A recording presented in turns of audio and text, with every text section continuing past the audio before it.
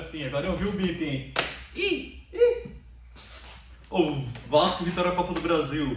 3 classificações do Vitória e uma do Vasco. O Vasco é muito freguês do Vitória. O Vasco vai de Vasco, literalmente.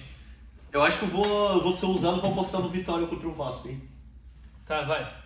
Mas eu não me baseei pelos dados, eu vou falar Vitória porque eu acho que o Vitória vai passar, mas enfim.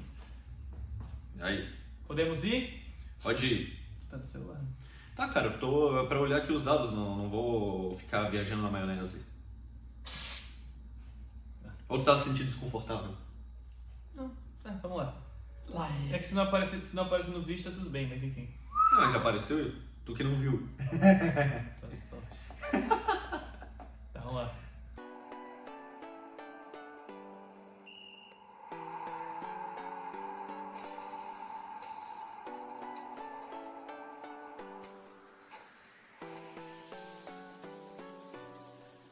Fala rapaziada, sejam bem-vindos a mais um vídeo do canal Resenha Sem Juiz. Aqui não tem VAR, aqui não tem juiz, é só nossa opinião. Hoje vamos falar da Copa do Brasil. Essa semana aí a CBF sorteou os confrontos das quartas de final e o praticamente improvável aconteceu, né? Tinha menos de 1% de chance de acontecer isso. A gente vai ter 3 clássicos, né? Os 3 possíveis clássicos que poderiam acontecer na Copa do Brasil. Aconteceu, né? Caiu no sorteio. Se foi manipulado ou não sabemos, mas enfim. Vou passar aí a bola para o Alemão, que vai começar a fazer a sua análise criteriosa. Fala aí, Alemão. Então, o Tinzão já tava querendo roubar minha frase, né? Enfim, a gente tava falando aqui no off, né? Como o canal é nosso, a gente fala o que a gente quiser, Resenha Sem Juiz é nós. Então, eu vou soltar o verbo aqui. Eu acho que tá sendo manipulado esses negócios, né? Não tem como provar, mas assim, pô, tinha menos de 1% de chance de acontecer 3 clássicos e aconteceu justo na única chance que tinha de acontecer 3 clássicos no sorteio da Copa do Brasil. Pra mim tá meio manjado isso aí. Tá meio estranho esse bagulho. Segundo ano seguido, hein, que acontece uma coisa dessa. Verdade. No passado já teve 2 clássicos, 2 possíveis clássicos que poderiam dar, já funciona. Enfim, vamos lá, começando pelo primeiro clássico, né, pelo primeiro confronto que teremos nas quartas de final da Copa do Brasil. Eu vou falar do Grenal, né? Grêmio e Inter vão se enfrentar pelas quartas de final da Copa do Brasil. Apesar de ter alguns gaúchos, né, que falaram que não gostaram de já ter Grenal, né, na Copa do Brasil, apesar de movimentar, né, bastante o Rio Grande do Sul. Claro, o havaiano falando é fácil, né, assistindo de fora. Mas assim, eu acho que será interessante, né, não só por movimentar o Rio Grande do Sul, mas também será interessante ter um Grenal agora na Copa do Brasil, porque esse ano o Grêmio e o Inter estão mal nas pernas. Ambos estão mal no Campeonato Brasileiro, inclusive ambos estão brigando novamente contra o rebaixamento, né, para não ter que jogar a Série B ano que vem. E, enfim, o Inter não se classificou para nenhuma competição continental esse ano. O Grêmio conseguiu cair na Sul-Americana na fase de playoffs, né? Então tá meio complicado para os times gaúchos. Então eu acho que, na minha opinião, né, quem passar aí de Grêmio e de Inter, além de afundar o rival ainda mais, meio que vai dar uma decolada tanto para fugir do rebaixamento no Brasileirão e quem sabe pegar uma Sul-Americana, mas também vai dar uma embalada para tentar chegar até a final da Copa do Brasil, né, para ter alguma chance. Então eu vejo nesse sentido, né. O bom é que esse duelo vai meio que fazer um dos dois engrenar na Copa do Brasil. E aí, bom, vou tentar não me estender tanto. É meio difícil de opinar quem que vai ser o favorito de passar, justamente porque ambos estão numa má fase.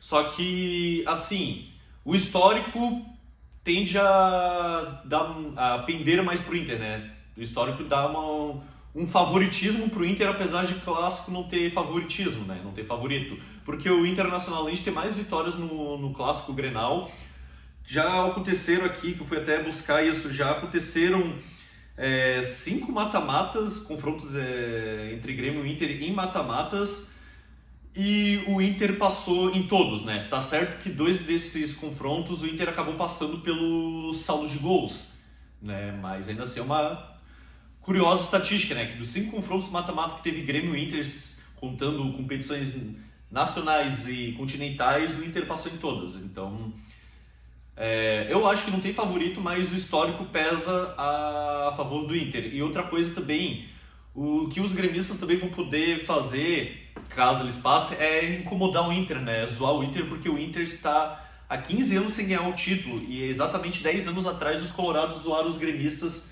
desse negócio aí da valsa dos 15 anos sem título.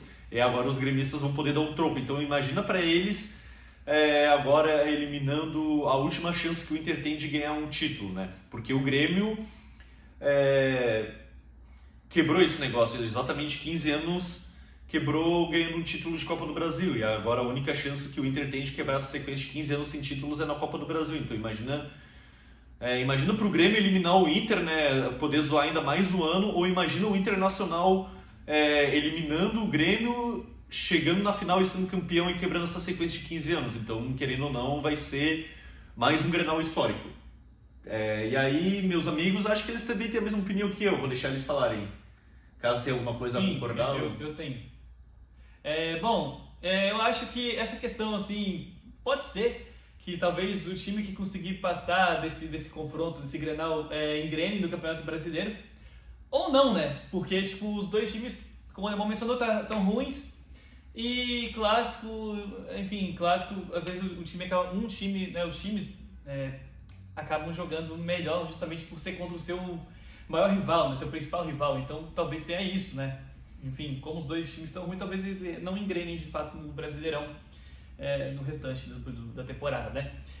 Eu acho, assim, por mais que tenha esse dado que o Alemão trouxe, eu acho que o Grêmio atualmente tem mais chances de ganhar, porque, tipo, os dois times estão em altos e baixos nesse ano. Quando um tá melhor, o outro tá ruim, né? Então, tipo, o Grêmio começou pior que o Inter, o Grêmio começou melhor que o Inter, depois piorou, e agora tá melhor de novo atualmente, né? No Brasileirão o Grêmio tá um pouco melhor que o Inter na tabela.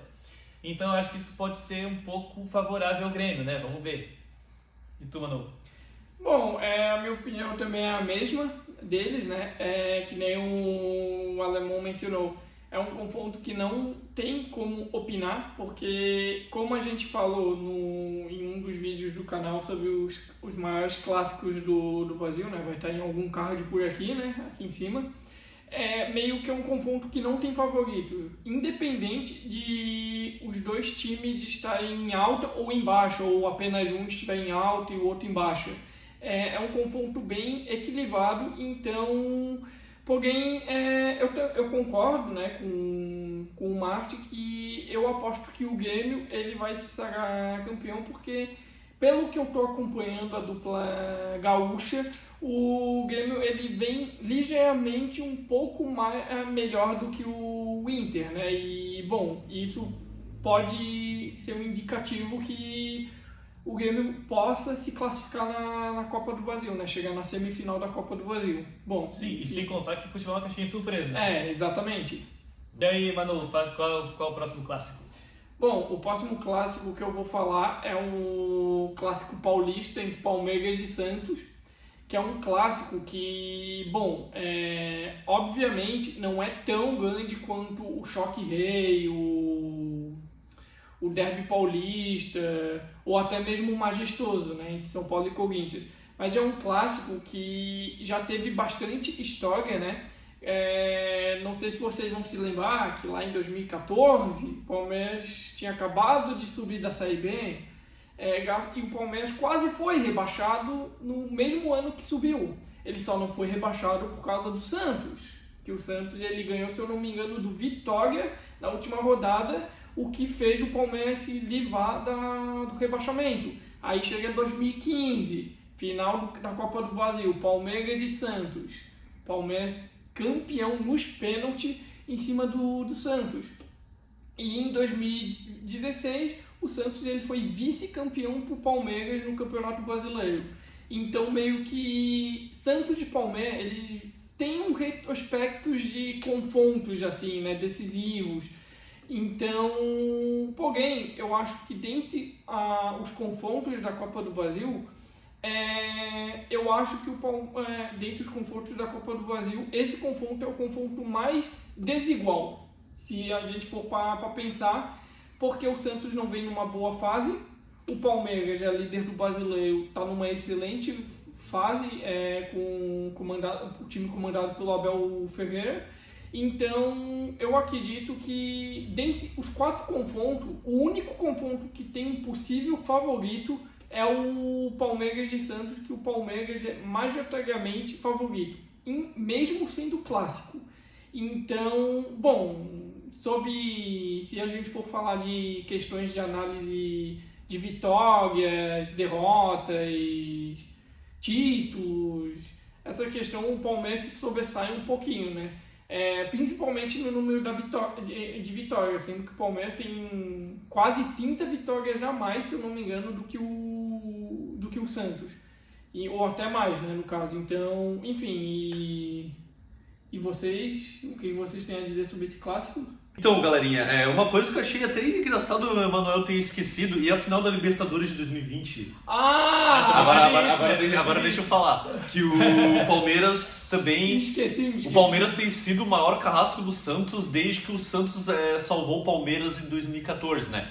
Inclusive com essa final aí da Libertadores de 2020, que foi disputado em janeiro de 2021, que o Palmeiras se sagrou campeão da Libertadores em cima do Santos, né?